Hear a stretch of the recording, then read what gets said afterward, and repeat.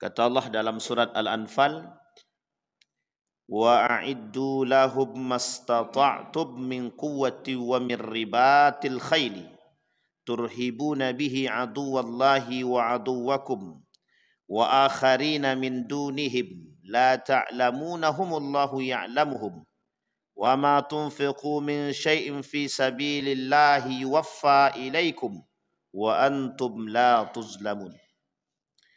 Artinya begini, dan siapkanlah untuk menghadapi mereka kekuatan apa saja yang kamu sanggupi, dan dari kuda-kuda yang ditambat untuk berperang, yang dengan persiapan itu kamu menggentarkan musuh Allah dan musuhmu, dan orang-orang selain mereka yang kamu tidak mengetahuinya, sedang Allah mengetahuinya.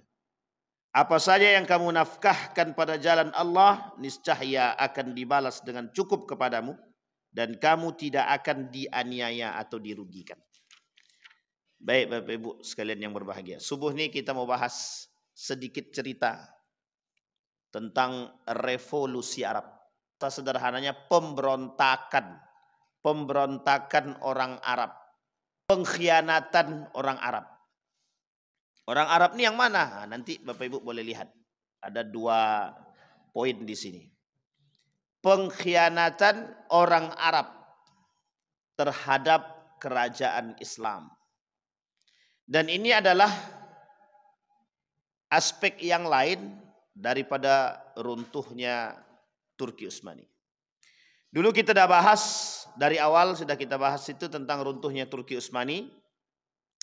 Setelah runtuhnya Turki Utsmani, kita sempat sudah bahas persoalan Kemal Atatürk.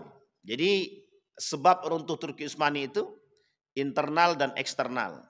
Yang Kemal Atatürk sudah kita bahas tuh, sampai siapapun pendukungnya di kalangan negara kita ini juga sudah ada yang mendukung, mulai dari Soekarno, kemudian ditolak sama Muhammad Nasir, Hasan yang tak terima dengan ide, dan oleh beberapa anggota dewan yang lalu juga menolak dibuatnya jalan Mustafa Kemal Atatürk di Jakarta.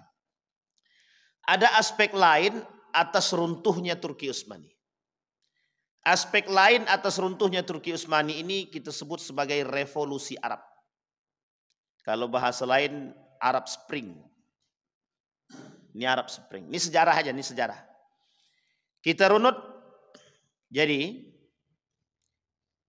dalam poin ini, dalam poin revolusi Arab ini, ada satu negara yang punya peran besar dan andil terhadap hancurnya negara, hancurnya kerajaan. Karena ketika itu ada dorongan atau keinginan kuat atas kemenangan Perang Dunia yang pertama. Siapa mereka? Negara ini yang mana? Negara ini disebut dengan Inggris. Waktu itu disebut dengan British. Ini kemarin kita sudah bilang ya Bapak Ibu ya. Dulu ada tiga kelompok golongan yang dibentuk oleh Inggris untuk menghancurkan Islam. Bahai, kemudian Ahmadiyah, kemudian Wahabi di 3 negara sekaligus. Beda-beda negaranya. Bahai ada di Mesir, Ahmadiyah ada di India. Ingat nih poin penting dalam negara-negaranya. Yang ketiga adalah Saudi Arabia, Wahabiyah. Waktu itu buatan besutan Inggris 3 ini. Besutan itu bentukan Inggris. Memang tujuannya untuk menghancurkan Islam. Nah sekarang kita lihat Bapak Ibu. Di dalam revolusi Arab ini, kita merujuk kepada 1914. Pecahnya Perang Dunia Pertama. Yang ketika itu negara yang dianggap kuat adalah dalam Perang Dunia ini, salah satu negara yang dianggap kuat adalah Inggris. Inggris pengen banget bagaimana caranya memenangkan pertarungan itu. Sehingga Inggris ini membangun komunikasi dengan berbagai negara. yang ketika itu Turki Utsmani sedang dalam kondisi yang tidak stabil dan tidak lagi baik-baik saja. Jadi dulu kita pernah ceritakan ketika Mustafa Kemal Atatürk sebagai panglima, di situ dia pemegang semua komunikasi antara beberapa negara karena dia adalah Menteri Pertahanan negara. Sebelum runtuh Turki Utsmani, Mustafa Kemal Atatürk sudah menjalankan misinya. Apa misi dia? Membangun satu kesatuan yang kekuatannya dibantu oleh negara-negara yang lain. Termasuk salah satunya Prancis, Jerman, dan lain sebagainya. Itu komunikasi yang dibangun oleh Kemal Atatürk karena dia Menteri Pertahanan ketika itu. Dan tidak bisa diingkari itu. Maka setelah itu terbentuk yang disebut dengan Young Turk. Terbentuk pemuda-pemuda Turki yang kelak membangun satu organisasi baru, partai baru, namanya Partai Anak Muda. Partai Anak Muda yang kelak yang menggulingkan Turki Utsmani. Ketika 1914 ini, sebelum terjadinya Perang Dunia, Inggris gerilya. Cari mana yang bisa dibangun kekuatan. Pasca ini, ketika ini, Daulah Utsmaniyah sedang berada di atas angin itu. Mulai pada kondisi yang tidak stabil, terpecahlah beberapa negara-negara, beberapa kerajaan-kerajaan Islam yang berada di bawah naungan Turki Utsmani. Sama persis kejadian ini pada kejadian Perang Salib yang pertama, ketika kondisi umat Islam dalam keadaan tidak stabil, Daulah Abbasiyah banyak sekali. Jadi Bapak Ibu, keadaan Turki Utsmani dengan daulah atau dinasti Utsmaniyah dengan dinasti Abbasiyah itu tidak jauh berbeda. Dinasti Abbasiyah itu ada muncul nanti Syiah Fatimiyah, kerajaan Syiah Fatimiyah, Saljuk dan lain sebagainya. Ini kerajaan-kerajaan kecil-kecil dulunya. Turk juga ada kerajaan Turki kecil ketika itu. Yang kerajaan-kerajaan kecil ini pecahan daripada Abbasiyah. Sama. Ketika kerajaan-kerajaan kecil ini mulai tidak percaya dengan dinasti Abbasiyah, disinilah muncul keinginan oleh Syiah Fatimiyah untuk menaklukkan untuk menaklukkan dinasti Abbasiyah yang sudah berada pada posisi berdiri sendiri. Tidak ada lagi kerajaan Islam yang lain yang mau ikut, termasuk Bani Saljuk. Ini Bani Saljuk. Singkat cerita, ini kejadian sama dengan Turki Utsmani. Posisi dinasti Utsmaniyah ketika ini, hutang banyak kerajaan-kerajaan kecil ini yang berada di pesisir, yang keluar, yang masih masuk dalam daftar negara kekuasaan atau wilayah kekuasaan Turki Utsmani memisahkan diri. Termasuk salah satunya ada seorang pemuda bernama Syarif Hussein. Ada namanya Syarif Hussein yang oleh British dianggap pemuda ini gagah, bagus, politikus, bisa diajak kerjasama. Oleh Inggris gerilya nih. Kata Inggris, Sen, ini bahasa kita aja nih. Kalau ente mau jadi penguasa, kita ambil Hijaz itu kita ambil. Ketika itu dinasti Utsmaniyah ini itu mencakup Hijaz. Hijaz ini adalah Mekah, Madinah dan sekitar. Ketika itu Turki Utsmani membangun rel kereta api dari Turki lewat nanti India. Di sini yang ikut kerjasama, yang ikut mengambil alih proyek ini, itu banyak negaranya. Perancis, Inggris, Jerman salah satunya. Tapi dalam perang ini nanti, dalam perang dunia pertama ini kita agak bercabang memang. Dalam perang dunia pertama ini, Inggris dia dengan sekutu dia, Jerman dengan sekutu dia. Maka ketika itu Turki Utsmani dia bingung. Mau sebelah mana nih? Sebelah Inggris kah musuh yang jelas? Apakah sebelah Jerman kah yang abu-abu? Karena ketika itu Utsmaniyah tidak punya lagi kekuatan. Bahasa lainnya bagaimana? Bahasa lainnya kerajaan ada, tapi tenaga tidak ada, ekonomi rusak, politik rusak, hutang melimpah. Ini pemanfaatan terbaik. Apa yang dilakukan oleh Inggris tadi? Datanglah Inggris ini bertemu dengan seorang pemuda bernama Syarif Hussein ibn Ali yang ketika itu menjadi gubernur Mekah. Apa kata Syarif Hussein? Ini nanti pada bahasan pengkhianatan. Kata Syarif Hussein, kata Inggris, lo ente mau jadi raja, mau jadi khalifah untuk Hijaz. Ambil sama kalian Hijaz, kami bantu secara ekonomi, maka kalian berperanglah melawan Turki Utsmani. Ambil caplok sebagian bagian-bagian kecil daripada kekuasaan Turki. Setelah diambil, nanti kalian akan kami lantik menjadi khalifah untuk negara Hijaz. Oleh Syarif Hussein disambut dengan baik. Apa sambutan yang baik yang dilakukan oleh Syarif Hussein? Kata Syarif Hussein, sekarang ini Turki sedang dikuasai oleh Yongtuk, anak-anak muda Turki yang sudah jauh dari syariat Islam, yang sudah keluar daripada Al-Quran, yang sudah tidak sejalan dengan syariat Islam. Karena misi sekuler yang sedang berjalan. Jadi memang komplikasi betul penyakitnya Turki Utsmani itu. Samalah dengan kita sekarang ini komplikasi. Penyakitnya di mana-mana. Ketika itu, posisi budaya sudah tidak baik-baik. Posisi politik sudah tidak baik. Ekonomi sangat tidak baik sekali. Hutang melimpah, politik nggak bagus. Anak muda yang memimpin. Sehingga kata Syarif Hussein, ya udah, ini jauh dari agama. Awal motif yang diinginkan oleh Syarif Hussein adalah motif agama. Demi agama kita harus menjaga kekhalifahan Islam. Nah, ini namanya menjual agama tuh di situ. Jadi kalau Bapak Ibu tahu an-nifaq wal munafiqun itu dia.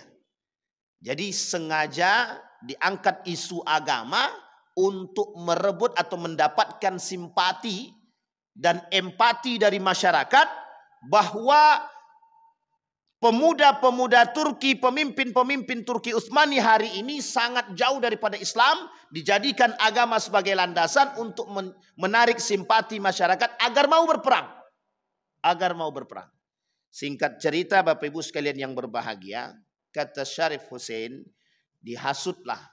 Karena dia gubernur Mekah ketika itu, dihasutlah nih. Orang-orang yang ada di Mekah, pemuda-pemuda, siap berjuang untuk mengambil alih. Terkhusus yang ketika itu mereka ambil alih adalah Makkah itu sendiri. Hijaz. Mekah. Kecuali ketika itu yang belum mereka kuasai adalah Madinah. 1914. Baik. Sekarang kita lihat lagi. Ketika revolusi Arab mulai naik, mulai ditampakkan melalui propaganda Arab, ketika Syarif Hussein sudah siap berperang dengan pemuda-pemuda Mekah itu untuk menaklukkan sebagian besar, Inggris membangun kerjasama dengan negara yang lain. Inggris membangun kerjasama dengan negara yang lain. Negara mana yang dibangun, yang diajak kerjasama oleh Inggris ketika itu? Salah satunya adalah Perancis. Nanti di sini Bapak Ibu, disinilah nanti perebutan kota-kota Arab. Termasuk salah satunya Najd. Yang sebagian orang mengatakan Najd hari ini itu adalah Riyadh. Najd hari ini itu adalah Riyadh. Kata sebagian, ada yang mengatakan, sebagian lain mengatakan perbatasan masih masuk Saudi, tapi masih agak ke pinggir sekali. Tapi ingat, Najd ini adalah satu kota yang dikecam oleh baginda Nabi Muhammad SAW dalam hadisnya. Kata Nabi, kelak dari arah timur itu akan keluar 2 tanduk. 2 tanduk. Nah, Nabi sampaikan. Kemudian orang Najd pernah bertanya kepada Nabi ketika Nabi mendoakan Yaman dengan Syam. Apa kata orang Najd? Kata sahabat kepada Nabi, bagaimana dengan Najd? Nabi tak doakan sampai 3 kali. Yang ketiga kali kata Nabi, di situ akan muncul para pemberontak, perusak. Nah, nanti kalau betul itu adalah bagian, kita lihat. Kalau memang Najd ini adalah Riyadh, kalau memang Najd ini adalah Riyadh, perhatikan apa yang terjadi di Riyadh hari ini. Replika Ka'bah yang mereka joget di atasnya itu di Riyadh. Kasino terbesar itu ada di Riyadh. Apapun yang Bapak Ibu ingin lihat di muka bumi ini dengan kasusnya yang menyeleweng dari agama, Bapak Ibu boleh lihat di sana. Boleh lihat. Tarian tanpa busana ada di sana. Perbatasannya tak jauh itu adalah bagian kecil, kota kecil yang hari ini menjadi sanjungan ibu kota. Negara industri, kota industri kata mereka. Tapi ingat, di samping kota industri, kota metropolitannya juga. Jadi apapun kemaksiatan yang Bapak Ibu ingin lihat di situ nampak semua. Kelihatan, ada semua di situ. Tapi apakah betul itu Najd secara pasti dalam yang dikatakan oleh Nabi dalam doanya, celakalah bagi Najd tersebut? Wallahu a'lam bishawab. Tapi sebagian ulama mengatakan itu dia. Tapi sebagian lain ada yang mengatakan bahwa arah timur yang dimaksud oleh Nabi itu adalah Kufah. Kufah itu mana? Yang sekarang disebut dengan Irak. Kenapa kok bisa negara ini menjadi satu poin juga? Di situ banyak para pengkhianat. Kita ambil dulu contohnya. Pengkhianatan pertama yang mereka lakukan kepada Ali bin Abi Thalib. Pengkhianatan kedua mereka lakukan kepada Al-Hasan. Pengkhianatan ketiga mereka lakukan kepada Al-Husain. Sampai terbunuh. Yang dibunuh itu adalah keluarga Nabi, cucu Nabi. Satu keponakan Nabi, sepupu Nabi, menantu Nabi, anak angkat Nabi, semua Pak. Anak Nabi, Kufah. Yang hari ini kita kenal sebagai Syiah. Tahu Bapak Ibu Syiah ya? Dalam satu sisi, ketika perperangan Suriah, ini kita geser sedikit. Perperangan Suriah, ini pengkhianatan ya. Perperangan Suriah. Yang berperang di dalam perperangan Suriah itu, salah satunya adalah kelompok Syiah. Yang mendukung, siapa presidennya? Siapa Pak? Bashar Assad. Syiah Pak. Sampai salah satu pengamat politik itu mengatakan, dan ketika diwawancarai ada orang Indonesia yang tinggal di sana, apa kata dia? Orang yang sudah wajib militer haram untuk sholat. Coba bayangkan tuh. Jadi jadi sebenarnya begini, peran Syiah pada masa runtuhnya Daulah Abbasiyah, adakah? Kita lihat lagi. Ternyata ada Pak, yang menghancurkan dinasti Abbasiyah itu salah satunya Syiah Fatimiyah. Alasannya sama, Islam juga. Sama dengan apa yang dilakukan oleh Syarif Husain ini. Syarif Husain juga begitu. Dalilnya agama, pokoknya kita rebut. Nah, jadi motif agama menjadi satu hal yang harus mereka lakukan. Nah, singkat cerita Bapak Ibu, ketika Perang Dunia berlangsung 1917 sampai dengan 1918, para pembelok Arab ini berhasil mengambil alih beberapa kota besar dari Ottoman Empire atau Turki Utsmani. Sehingga ketika itu Inggris bergerak menuju Palestina dan Irak. Berarti Kufah dan Yerusalem. Ternyata Inggris untuk Palestina dan Irak itu membangun perjanjian lain dengan negara lain. Janjinya tadi pertama dengan siapa? Syarif Husain. Janjian kedua dengan negara asing, Prancis, untuk mengambil alih Yerusalem dan Irak. Singkat cerita Bapak Ibu sekalian yang berbahagia, mereka pertama sekali mencoba mengambil alih kota-kota besar Diambillah yang di Palestina itu Yerusalem, dan yang di Irak perbatasan itu diambil adalah Baghdad. Diambil Pak.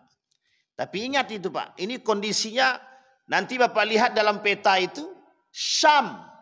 Ingat kalimatnya Syam. Dan nanti ada tak jauh dari situ nanti ada satu negara lagi yang didoakan oleh Nabi namanya Yaman. Dua kota ini menjadi tujuan utama sampai hari ini. Dan dua kota ini sampai hari ini akan bertahan sampai hari kiamat. Dalam agama yang lurus, pemahaman yang baik. Karena dalam doanya baginda Nabi Muhammad sallallahu alaihi wasallam. Maka Bapak Ibu sekalian yang berbahagia, rencana Syarif Hussein untuk menciptakan kerajaan Arabnya sendiri agak sedikit terganggu ketika Inggris melakukan pengkhianatan atas perjanjian yang mereka bangun. Ternyata setelah Inggris Perang Dunia selesai, Inggris memenangkan Perang Dunia. Apa kata Inggris? Inggris membangun dengan satu kelompok lagi yang ini ada kaitannya dengan negara Arab yang saat ini kita sebut sebagai Kerajaan Saud. Apa kata Inggris? Kau mau ambil alih Hijaz? Kalau kau mau ambil alih Hijaz, kita gulingkan Syarif Hussein dan keluarga. Karena ketika Syarif Hussein naik menjadi khalifah, naik menjadi kerajaan raja di Arab itu, semua tempat-tempat poin penting Yordania, Suriah diduduki oleh anak-anak dia. Apa kata Inggris kepada keluarga Saud? Mau kita ambil alih? Kau siap kerjasama dan bantu Inggris? Siap. Ketika inilah Pak terjadi kerjasama antara Inggris dengan keluarga Saud untuk merebut kembali Hijaz tadi. Kenapa demikian? Karena posisi Hijaz ini sangat posisi yang terhormat. Karena orang yang menjadi gubernur di Mekah dan Madinah ini mesti terhormat. Karena penjaga dua tanah suci. Ambisi keluarga Saud tinggi, ingin mengambil alih tersebut. Bekerja samalah Saud dengan satu orang. Kau mau pemahamanmu aku sebarkan, maka kita bekerja sama. Namanya Muhammad bin Abdul Wahhab. Nah, ini poin penting. Kita tak ke situ sebenarnya. Tapi ini revolusi Arab. Revolusi Arab. Apa maksudnya Pak Ustaz? Ingin membangkitkan kerajaan Arab, tapi uniknya menjatuhkan kerajaan Islam. Jadi Islam itu menjadi salah satu kambing hitam mengatasnamakan agama demi kepentingan pribadi. Tapi coba Bapak Ibu runut.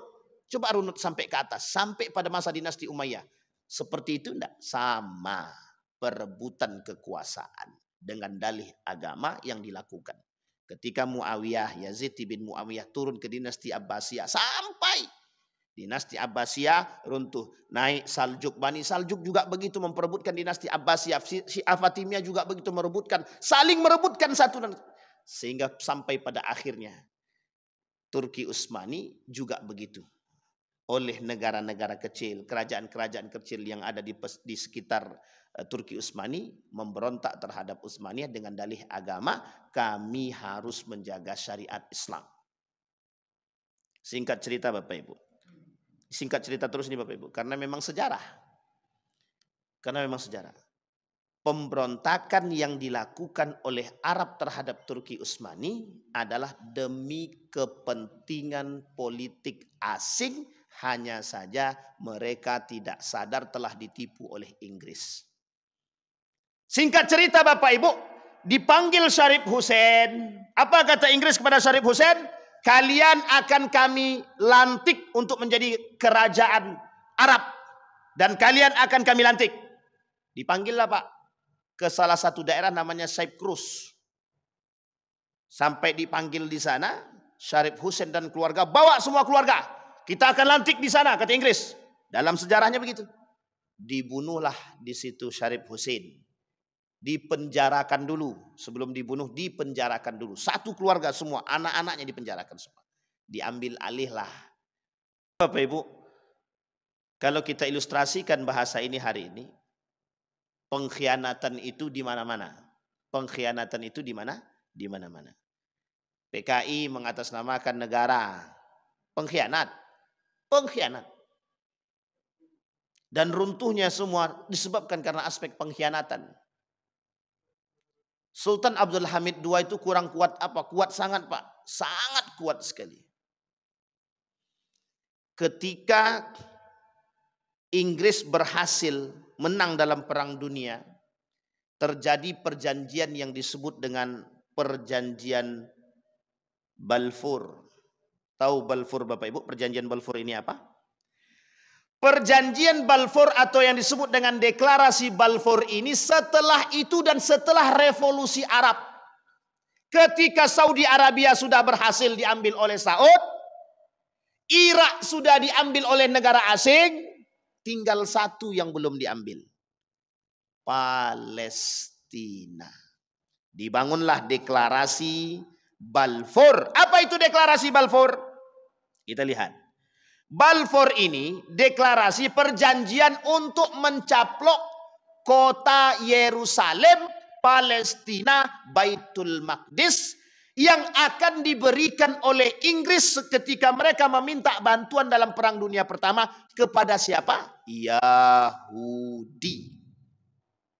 Nah, sampai di sini bisa dipahami Bapak Ibu? Sudah bisa melihatnya? Jadi dalam Perang Dunia yang pertama itu Inggris diam-diam membangun kerjasama dengan Yahudi Prancis, Yahudi Jerman, dan Yahudi Inggris untuk membantu dukungan dalam Perang Dunia tersebut. Dibantu. Sehingga dua negara ini mendesak kepada Inggris, kami pokoknya harus dapat.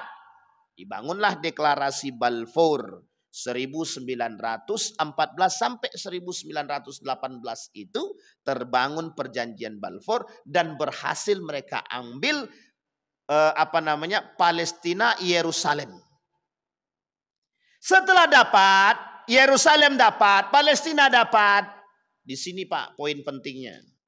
Disinilah dalam sejarah dikatakan pada Perang Salib pertama Palestina, Baitul Maqdis berhasil dikuasai oleh Yahudi. Setelah berhasil dikuasai, di sini ada cerita. Ini yang pernah kita ceritakan di sini, Pak. Ada raja daripada orang Yahudi ini masuk ke dalam Baitul Maqdis, disediakan tempat. Setelah itu ada imamnya ingin melaksanakan azan. Kata imamnya kepada muazin, jangan azan, ada raja di situ, hormati agama lain. Kemudian rajanya bilang, aku kesini itu mau dengarkan azan, mau tinggal di sini dengarkan azan, dengarkan ngaji, bukan nggak pengen. Jadi ini poin penting ketika yang kemarin pernah terjadi, kasus pernah terjadi, itu raja Pak, raja. Dia datang bukan Islam. Dia datang karena ini daerah penaklukan dia. Dia masuk ke situ, dia bilang kami ke sini mau dengarkan azan. Disediakan tempat peristirahatan. Apa kata dia? Saya mau dengarkan azan dan ngaji kok kalian larang. Kenapa kau larang orang azan? Kenapa kau larang orang ngaji? Kata dia. Ini poin pentingnya Pak. Ditaklukkanlah Pak dalam perjanjian Balfour ini. Ketika dalam perjanjian Balfour inilah Bapak Ibu sekalian yang berbahagia. Disinilah yang dibangun oleh mereka yang disebut dengan gerakan Zionis. Jadi gerakan Zionis itu sudah dibangun. Siapa pemukanya ketika itu? Theodor. Berhasil mereka membangun gerakan Zionis ini Pak. Tapi posisinya ketika itu, mohon maaf, posisinya ketika itu, apakah orang-orang yang berada di Hijaz ini tahu ini sudah diambil? Tidak tahu.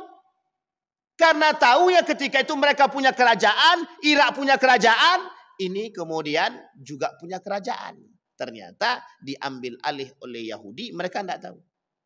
Singkat cerita, lama kemudian mereka mengerti dan tahu ternyata banyak orang-orang Eropa Yahudi sudah mulai berpindah. Disinilah baru tahu Pak, mohon maaf baru tahu. Mereka baru tahu. Baru tahu apa? Baru tahu bahwa kota Yerusalem yang suci ini sudah diambil alih oleh orang Yahudi. 1918. Diakuilah oleh PBB 1947. Negara Israel. Oleh 198 negara disebut dengan ilegal. Yang tadinya cuma sepetak tanah mereka buat perluas. Oleh PBB diakui. Negara Israel yang ilegal itu yang melebihi batas yang telah ditentukan oleh PBB. Coba bayangkan tuh. Singkat cerita Bapak Ibu sekalian yang berbahagia. Kata PBB, tanah yang diambil oleh Israel berlebih. Israel tidak mengindahkan perkataan PBB sama sekali. Tidak mereka dengarkan sama sekali. Maka sampai hari ini mereka tetap berada pada posisi mereka. Sampai di sini sudah paham Bapak Ibu? Konspirasi yang dibangun dampak daripada perbuatan Inggris. Hari ini kita merasakan itu. Nah, sekarang kita lihat. Ini sudah lihat sejarah secara umum. Sekarang kita lihat pengkhianatan yang dimaksud. Pengkhianatan yang kita maksud dalam revolusi Arab. Yang pertama, yang ikut campur dalam meruntuhkan Turki Utsmani adalah umat Muslim yang memang menginginkan kekuasaan. Kalau bahasa lain kita sebut dengan munafiqun. Apa kata pepatah Arab? Al-Arabu asyaddul kufra wan nifaq illam yakun fihi iman. Orang Arab itu akan lebih munafik dan kufur kalau mereka tidak punya iman. Akan lebih munafik, akan lebih kufur kalau mereka tidak punya iman. Maka Bapak Ibu, saya ingin katakan kepada kita semua, ketika Suriah berjabat tangan dengan Donald Trump, presiden terbaru ini, yang ingin saya sampaikan kepada kita semua, umat Muslim ini, lihat apa yang dimaksud itu. Ada satu poin yang menjadi perbincangan kita hari ini. Namanya Abraham Agreement. Apa itu Abraham Agreement? Abraham Agreement itu, yang punya pemahaman Abraham itu cuma satu, tidak ada yang lain. Kenapa Donald Trump yang ngomong? Kenapa tidak Israel yang ngomong? Karena yang milik Abraham, yang pemilik Abraham itu cuma satu. Israel Yahudi. Apa kata Donald Trump? Aku mau membuka blokade Suriah dengan catatan kalian kerjasama lagi dengan Israel. Kalian kerjasama lagi dengan Israel. Suriah disuruh kerjasama lagi dengan Israel. Kemudian Saudi sebagai mediator harus berinvestasi dan mengikuti dan menandatangani perjanjian Abraham Agreement. Perjanjian Abraham. Ini salah satu jalan yang mereka inginkan untuk masuk kepada Abrahamic religion. Salah satu jalan untuk masuk kepada membuka agama Abraham. Jangan salah Pak. Ini sekarang dunia sedang di otak-atik sedemikian rupa. Bahkan kemarin ada yang bertanya, Ustaz, itu Israel sedang terpuruk. Sekarang Bapak Ibu sekalian yang berbahagia. Perang kita nih, dari perang fisik, naik perang pemikiran. Dalam perang pemikiran itu ada perang politiknya, perang ekonominya, perang budayanya, perang bahasanya, semua perang di situ. Hari ini kita lihat perubahan politiknya sama, semuanya masuk di situ. Karena Bapak Ibu harus tahu, ada indikasi yang ingin kita angkat adalah nampaknya perang dunia yang selanjutnya yang kelak akan dibarengi dengan perang agama yang dahsyat antara Yahudi dengan Islam. Kalau Israel selesai dan umat Muslim menang atas Israel apa yang terjadi? Kiamat kan? Tapi mungkinkah itu terjadi? Kita lihat. Kita lihat pada sisi yang lain. Betulkah Israel itu akan selesai? Dalam satu pengamat politik mengatakan Israel hari ini sedang berada pada posisi yang tidak baik. Kenapa tidak baik? Semua negara mulai mengecam akan aksi yang mereka lakukan. Artinya Netanyahu hari ini menjadi buronan ICC. Sudah menjadi buronan. Internasional hari ini tahu bahwa dia ini adalah pelaku genosida. Sudah nih pokoknya nih orang harus ditangkap, terserah. Pertanyaannya adalah, mungkinkah Amerika tunduk kepada Israel? Mungkinkah Amerika? Kalau memang Amerika tunduk kepada, mohon maaf, kalau memang Amerika tidak tunduk kepada Israel, mengapa perjanjian yang dibangun adalah Abraham Agreement? Kenapa harus Abraham Agreement? Kenapa harus perjanjian Abraham yang diminta? Ketika Saudi menjadi mediator, apa kata Donald Trump? Ikut kemudian berinvestasi. Donald Trump hanya inginkan harta dia, tapi ingat di balik itu ada politik yang dibangun oleh kaum Yahudi. Yahudi tidak sendiri, Pak. Yahudi itu banyak, Israel itu sendiri. Tapi Yahudi yang di belakang ini, itu semua mendukung Israel. Yang mereka hari ini yang mereka kecam itu cuma genosida. Yang mereka kecam, aksi kekejaman. Tapi politik pencaplokan agama, politik pencaplokan Yerusalem tetap berjalan. Apa kata Erdogan? Hancur Baitul Maqdis. Kalau Baitul Maqdis ini berhasil jatuh, maka sulit bagi kita mempertahankan Madinah. Ini Erdogan sendiri yang bilang. Oleh Ustaz Fahmi Salim kata, kalau sudah berhasil mereka caplok Yerusalem, Palestina, Baitul Maqdis, maka sulit bagi kita menjaga Madinah. Sekarang kita lihat, tangan yang mereka gunakan yang mana?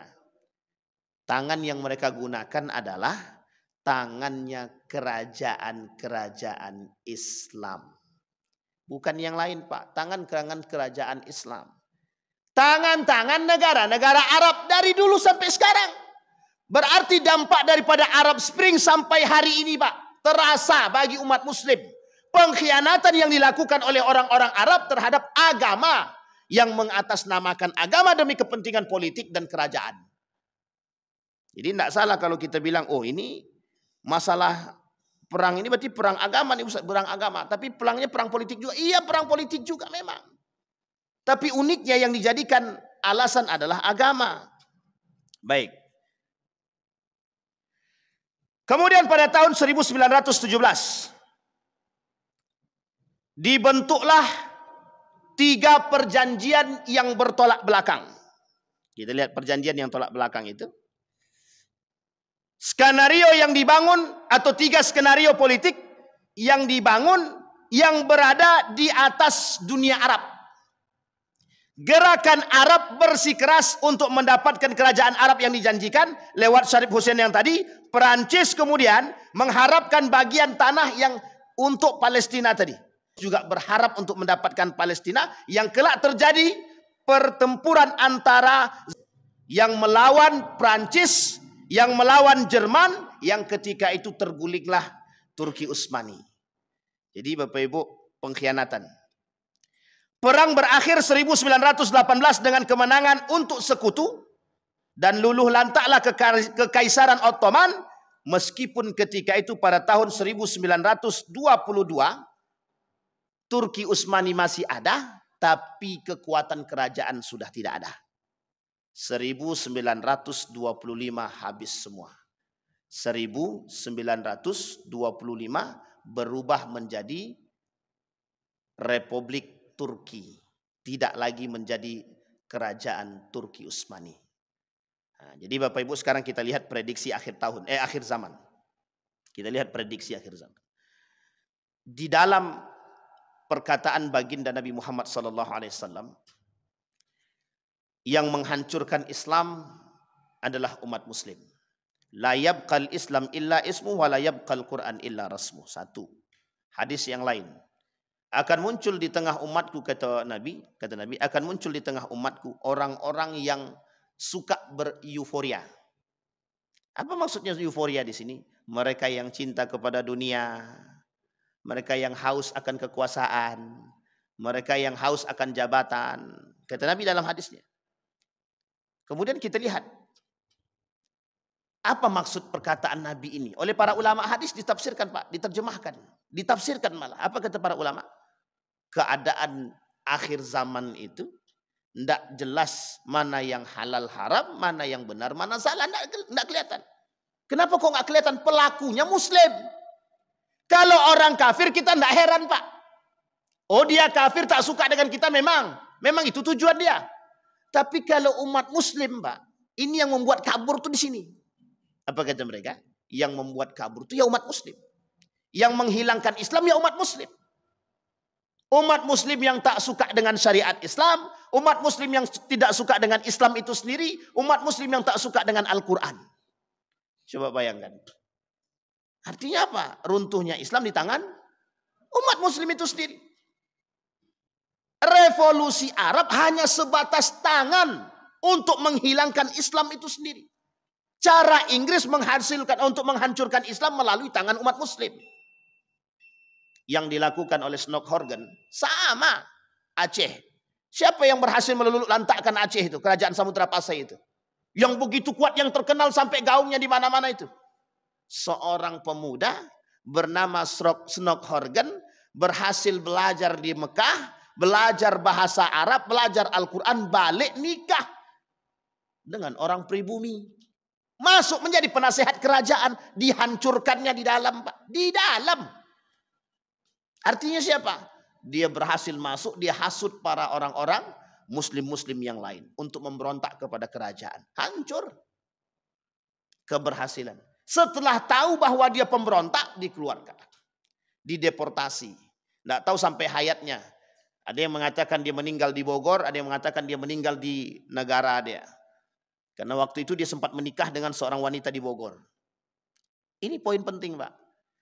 Yang ingin kita lihat lagi adalah umat Muslim mukmin hari ini sedang diobrak-abrik oleh mukmin itu sendiri.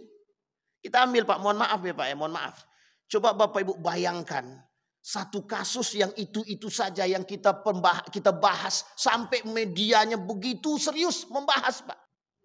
Kita ini dibuat apa sekarang nih? Coba bayangkan, poin-poin pentingnya perhatikan baik-baik, Pak. Ini persoalannya betapa bodohnya kita diperbodohkan. Coba bayangkan. Umat Muslim hanya dijadikan bahan mainan dan candaan media. Ini poin kita hari ini. Coba lihat seriusnya, saking seriusnya Inggris. Cara Inggris ingin menghancurkan Islam itu saking seriusnya. Saking seriusnya mereka kerjasamanya dengan negara-negara Arab untuk menghancurkan Islam itu sendiri. Dibuat ini orang-orang yang rakus dengan kerajaan ini, nampak nih. Orang-orang yang rakus dengan kerajaan nih. Itu yang didekati. Sekarang Bapak Ibu boleh lihat. Sama enggak? Sama. Modelnya sama. Orang-orang yang punya kepentingan, bukan Muslim kafir, dia punya kepentingan, yang dia dekatkan siapa? Calon-calon pemimpin-pemimpin. Yang Muslim juga mereka danai, sama, Pak. Inggris mendanai negara Arab, Sharif Hussein didanai, diberikan tentara, diajarkan, dilatih, Pak, untuk menghancurkan Turki Utsmani saja. Harusnya dia tinggal datang bekerja sama dengan Turki, perang tuh Inggris. Tapi kan tak begitu.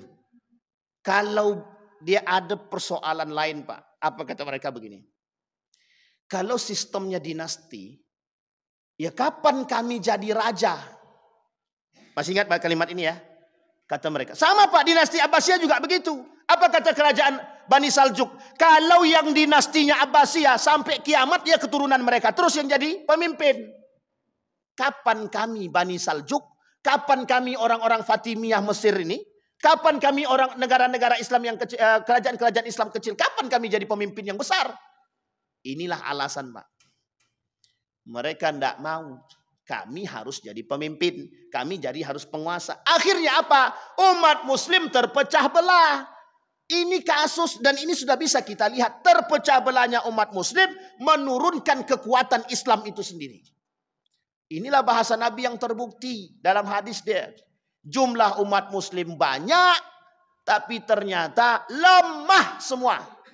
Apa bukti lemahnya? Bukti lemahnya, fatwa jihad muncul, umat Muslim bertolak belakang daripada fatwa jihad tersebut. Hari ini di akhir zaman tuh jihad itu hilang. Nah, kita lihat, Pak, semangat jihad itu sudah mulai. Itu yang ditakutkan oleh Yahudi itu di situ. Makanya mulai ada upaya penggagalan seperti ini. Tujuannya adalah biar umat muslim terpecah dan tidak ada yang mau berjihad. Tapi jihad ekonomi sudah, Ustaz. Ya, betul, jihad ekonomi sudah. Tapi kan hanya sebagian saja. Tapi perhatikan baik-baik. Kita jihad ekonomi kita sekuat apa? Kita perbandingkan dulu. Kuatkah kita berjihad secara ekonomi? Tapi lihat seberapa banyak yang masih membeli produk-produk Israel. Yuk kita jihad, Pak. 100.000 kita beri, 100.000 orang yang membeli. Gimana maksudnya itu? Masa imbang begitu? Kalau imbang begitu mereka tidak akan ketakutan, Pak. Tidak akan ketakutan. Sama sekali tidak akan ketakutan. Karena pernyataan ini sudah pernah mereka sampaikan. Kami punya duit. Kami punya duit. Apa kata mereka? Kami punya duit. Apapun bisa kami lakukan dengan duit yang kami miliki. Itu yang mereka maksud. Artinya apa? Dunia ini dalam tangan mereka dan dalam ekonomi mereka. Ini kasus, Pak. Jadi kita sekarang ini sedang dibuatnya begitu. Nah, Bapak Ibu sekalian yang berbahagia. Sekarang kita lihat. Yang ingin saya sampaikan. Jangan cepat-cepat terpedaya dengan kondisi. Ketika Iran menyerang Israel. Pak, Iran punya misi.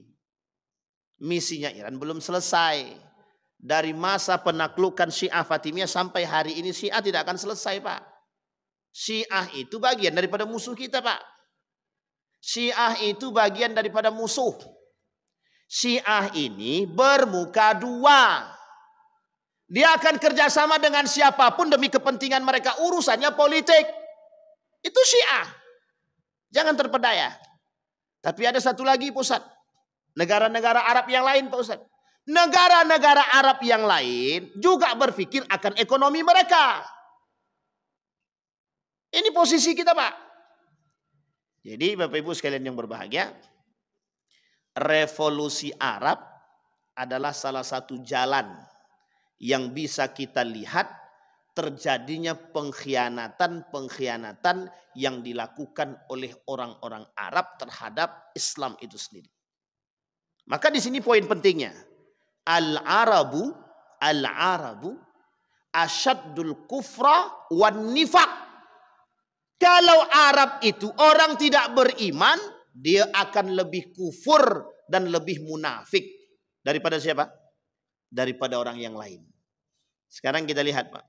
Sejarah mengatakan demikian. Bapak Ibu boleh lihat nanti sejarahnya Al-Arabi, sejarah bangsa-bangsa Arab. Lihatlah di situ. Semuanya persoalannya di situ, Pak. Pengkhianatan yang dilakukan semuanya begitu. Sekarang kita keluar boykot, di sono tidak ada boykot-boykotan, Pak. Tidak ada boykot-boykotan. Kita memboykot Coca-Cola, mereka minumnya Sprite. Ya, apa yang mau kita boykot kalau begitu? Makanya negara Republik Indonesia termasuk negara yang baik. Mau memboikot produk-produk Israel. Tapi uniknya sebagian negara Arab masih mengkonsumsi itu. Jadi kita sekarang ini sedang berperang dengan siapa? Kita berperang dengan saudara kita sendiri. Sejarah dulu. Kalau kita lihat sejarahnya ada 3 yang dapat julukan singa padang pasir. Yang pertama ada namanya Umar bin Al-Khattab. Yang kedua ada namanya Hamzah. Yang ketiga oleh sebagian ulama ada yang dikatakan Salahuddin Al-Ayyubi.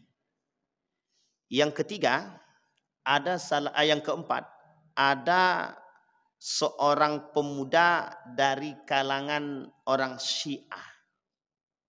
Namanya Muhammad. Coba nanti cek aja di situ. Muhammad, saya lupa nama lengkapnya itu.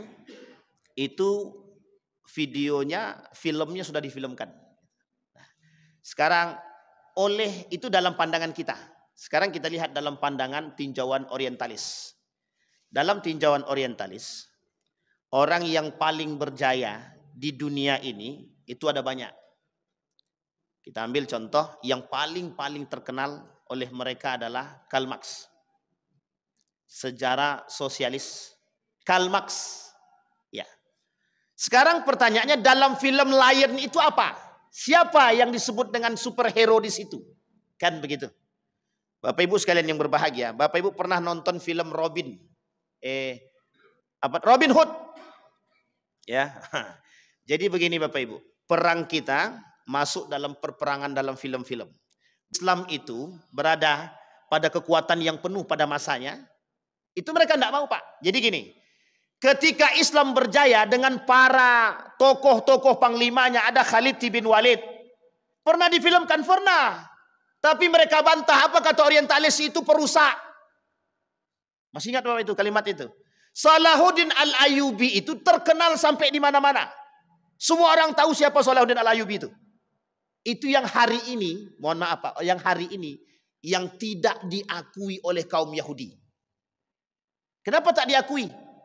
Yang termasuk menghancurkan mereka. Kenapa Yahudi tak suka dengan Umar bin Khattab? Umar ketika itu tidak membumi hanguskan gereja, tidak. Sama Pak Salahuddin juga tidak. Tapi kenapa dalam film Robin Hood begitu dia? Sampai di sini bisa dipahami Bapak Ibu ya. Pertahanan gerejanya kuat. Jadi superhero yang mereka maksud itu sebenarnya dalam film mereka itu sebenarnya ilustrasi yang ingin mereka sampaikan bahwa sesungguhnya superhero itu adalah yang menyelamatkan dunia dengan perdamaian. Bukan urusan pribadi agama, bukan urusan yang lain. Ini poin penting Pak. Jadi kita ini dicuci bukan hanya sekedar dalam tulisan ya, dalam film juga begitu. Banyak sekali film Pak. Mohon maaf cerita Nabi Muhammad SAW. Bapak Ibu jangan tertipu dengan film. Ini saya kasih contoh filmnya langsung. Ada namanya film Kerajaan Turki Utsmani. Ada filmnya Pak, tapi filmnya yang buat orang Eropa. Ya, yang kedua ada film Muhammad tadi, itu yang buat Syiah. Ada yang membuat lagi film cerita Nabi Muhammad Syiah juga. Ada lagi yang buat film Nabi Yusuf. Israiliyat, cerita-cerita Israel. Itu yang buat Yahudi. Yang buat Yahudi. Yang Bapak Ibu tonton tentang film Nabi Yusuf 45 episode yang kemudian ditampilkan. Ada film lagi namanya Mukhtar Nameh yang tadi saya bilang. Termasuk salah satu dianggap singa oleh mereka, Mukhtar Nameh. Nah, ini poin penting Pak. Jadi, tapi film yang saya sebutkan ini, ada lagi namanya film Ali bin Abi Thalib yang buat Syiah. Atas dorongan kaum Yahudi. Dananya dari sono semua. Itu yang buat orang-orang yang saya sebut ini. Itu skenario filmnya itu dibangun Pak, dibentuk.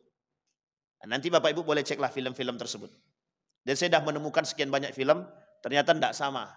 Termasuklah salah satunya film Nabi Yusuf alaihissalam. Nabi Yusuf itu banyak sekali filmnya yang diputar balik, yang di fakta yang tidak benar itu. Banyak sekali film-filmnya yang tidak benar. Ali bin Abi Thalib termasuk. Dan urusan perfilman ini itu banyak didominasi oleh dua, Syiah dan Yahudi. Israel. Jadi banyak. Nah, yang dalam julukan para ulama, singa padang pasir itu termasuk salah satunya yang dianggap dalam sejarah. Itu Bapak Ibu boleh lihat dalam 1001 manusia yang paling berpengaruh.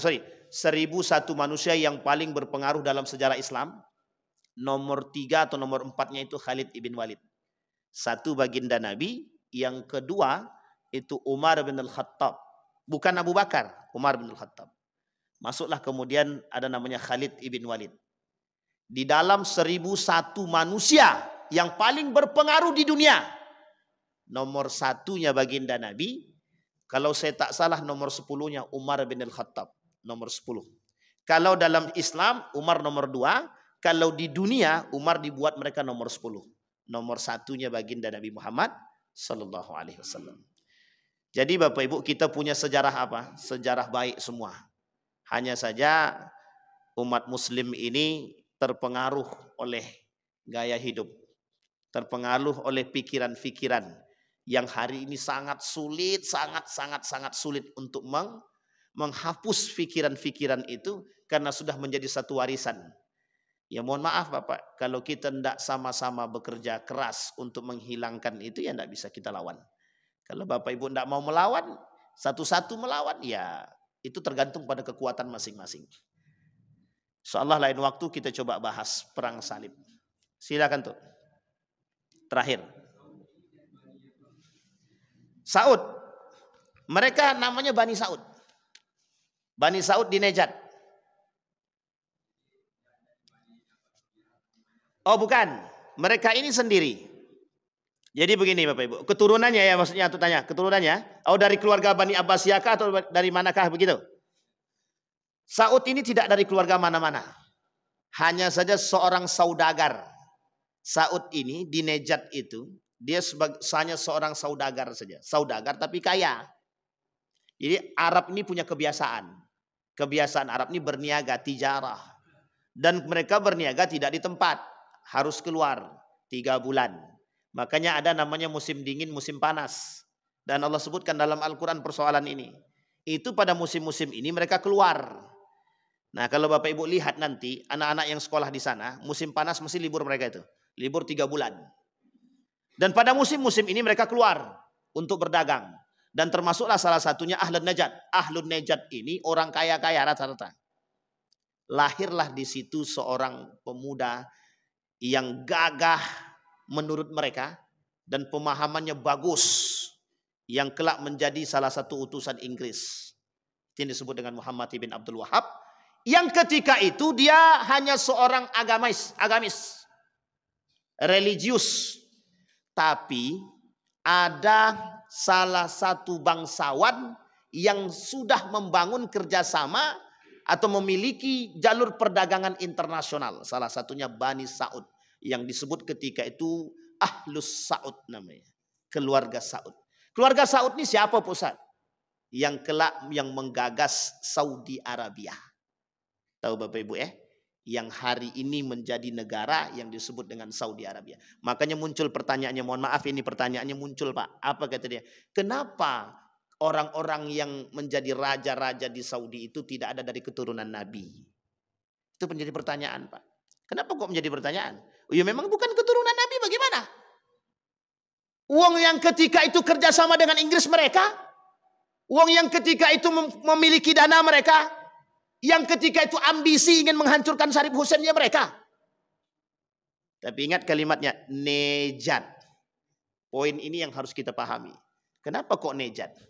Yang dikatakan oleh Nabi dalam hadisnya, akan muncul orang-orang perusak dari arah timur, salah satunya dari Nejad.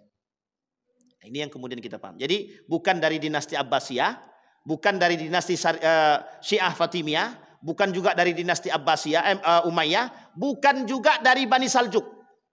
Berarti ini terpisah.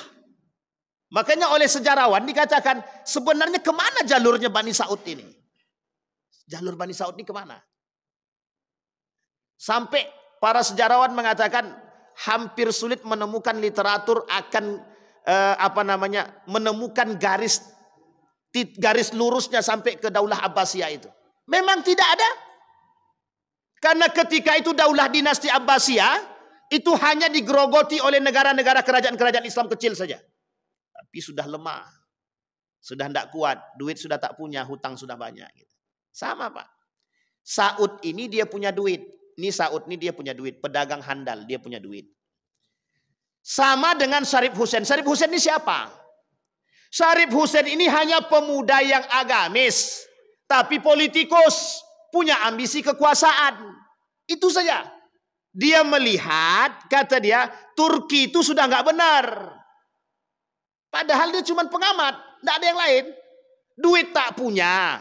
Bukan orang kaya, bukan. Hanya saja ketika itu oleh Turki Utsmani, dia ini tergabung, dianggap bagus, agamis, religius. Diangkatlah menjadi, termasuk kabilah terkenal ketika itu. Diangkatlah menjadi gubernur Mekah. Mekah loh ya, bukan Madinah. Karena waktu itu Hijaz. Hijaz itu ada Mekah, ada Madinah. Ini poin pentingnya di sini. Yang saya ingin katakan, hati-hati sajalah. Jangan sampai kita yang menjadi pengkhianat gitu aja. Jangan sampai kita yang menjadi pengkhianat agama. Masalah agama ini sensitif Pak. Makanya mohon maaf, sampai hari ini isu agama akan selalu menjadi isu yang hangat untuk diperbincangkan. Kenapa begitu? Ya perang agama. Begitu itu ya. Jadi Bani Saud tidak ada kaitannya dengan dinasti Abbasiyah. Mereka adalah Bani sendiri. Hanya saja ketika itu termasuk Bani yang dihormati dan punya uang. Kemudian punya pengalaman kerjasama. Ini boleh Bapak Ibu lihat dalam sejarah keluarga Bani Saud. Ada, tapi saya tidak tahu apakah sudah diterjemahkan ke dalam bahasa Indonesia atau belum, tapi sudah diterjemahkan ke dalam bahasa Inggris. Di situ ada gambar seorang pemuda Arab pakai pedang begini. Nah, jadi tapi yang ada satu sisi dalam tulisan dalam buku itu yang agak sedikit sensitif itu, ini loh sesungguhnya, inilah yang sesungguhnya keluarga Saud gitu. Makanya terus bahasa ini oleh dalam sejarah itu agak sedikit sensitif ya. Termasuk salah satunya nanti ketika mereka membangun kerajaan Saudi itu disebutkan dalam yang negatifnya, sisi negatif yang dibangun dalam cerita tersebut, mereka ini berkhianat kepada Islam untuk mengambil kerajaan dan membangun kepentingan mereka sendiri gitu. Makanya sampai hari ini saya nggak tahu ya, entah sampai kapan kita nggak tahu, tapi sampai hari ini kita lihat perubahan itu begitu drastis dari dulu sampai sekarang. Maka sebagian ulama bilang begini, di Saudi itu, di sana itu, di negara Arab itu menjadi poin yang ditakuti. Kenapa kok ditakuti? Perkembangannya begitu mewah, begitu besar. Tapi lihat di satu sisi, bagian daripada negara itu sendiri, Bapak Ibu boleh lihat itu muncul para, mohon maaf, pelaku-pelaku maksiat di sekitar-sekitarnya kan. Pelaku-pelaku maksiat itu berada di sekitar-sekitarnya. Jadi Mekah Madinah ini adalah simbol kesucian, tapi cara menghancurkannya nggak langsung di situ, harus lewat pinggir-pinggir. Jadi cara menghancurkannya harus lewat pinggir dulu, baru bisa masuk ke dalam. Kalau lewat tengah lagi susah. Kan begitu Bapak Ibu. Saya kira itu saja Bapak Ibu, mudah-mudahan insyaallah lain waktu kalau kita punya kesempatan kita bahas lagi tentang hal-hal yang bisa kita bahas. Mudah-mudahan bisa menjadi pengingat bagi kita bahwa kita punya sejarah yang harus kita pelajari dan kita ingat. Sejarah ini adalah jendela kita. Mudah-mudahan kelak peradaban Islam bisa bangkit. Tapi ingatlah, yakinlah bahwa Islam pasti akan dimenangkan. Hanya saja kita harus siap-siap untuk berjuang. Paling tidak kita punya generasi-generasi pejuang. Amin ya rabbal. A'udzubillahi minasyaitonirrajim. Bismillahirrahmanirrahim. Alhamdulillahirabbil alamin. Hamdas syakirin. Hamdan naimin hamdan yuwafi ni'amah wa yukafi mazidah ya rabbana lakal hamdu kama yanbaghi li jalali wajhikal karim wa azim sultanik. Allahumma salli ala Muhammad wa ala ali Muhammad fil alamin innaka Hamidum Majid. Ya hayyun ya qayyum ya fattah ya alim ya aziz ya ghaffar ya rabbal alamin. Allahumma faqihna fid din wa alimna ta'wil. Allahumma inna nas'aluka khaira hadzal makan wa khaira ma fihi wa khaira ahli wa na'udzubika min syarri hadzal makan wa syarri ma fihi wa syarri ahli. Allahumma inna nas'aluka khaira. اللهم انصر من نصر الدين واخذل من خذل المسلمين. اللهم انصر اخواننا المجاهدين في فلسطين وفي غزة وفي كل مكان. اللهم دمر اليهود. اللهم دمر اليهود. اللهم اهلك الكفرة والمبتدعة والمشركين اعداءك اعداء الدين. ربنا آتنا في الدنيا حسنة وفي الآخرة حسنة وقنا عذاب النار والحمد لله رب العالمين. السلام عليكم ورحمة الله وبركاته.